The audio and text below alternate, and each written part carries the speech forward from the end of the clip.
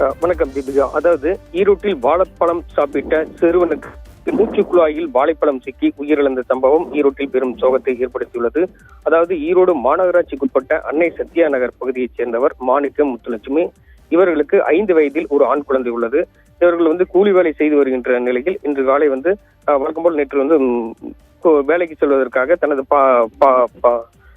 தனது மகனை சாய் சரணை தனது அவரது பாட்டி வீட்டில் விட்டு சென்றுள்ளனர். அது வீட்டில் தனியாக விளையாடி கொண்டிருந்த சிறுவன் வீட்டில் இருந்த வாழைப்பழத்தை உறுத்தி சாப்பிட்டுக் கொண்டிருந்தார். அப்போது அந்த வாழைப்பழமானது அது சாப்பிடும்போது வாழைப்பழம் உணவு குழாயில் சிக்கி மூச்சு திணறு ஏற்பட்டது. உடனடியாக அருகில் இருந்தவர்கள் சிறுவனை மீட்டு ஈரோடு அரசு மருத்துவமனைக்கு கொண்டு சென்றனர். அங்கு பரிசோதித்த மருத்துவர் வரும் வழியிலேயே மூச்சு திணறி சிறுவன் உயிரிழந்ததாக தெரிவித்துள்ளனர். இதனால் அதிர்ச்சி அடைந்த அவர்கள் கதறி எழுதி வருகின்றனர். மருத்துவமனையில் வரும் வழியிலேயே மூச்சு திணறல் ஏற்பட்டு உயிரிழந்த சம்பவத்தால் உறவினர்கள் மற்றும்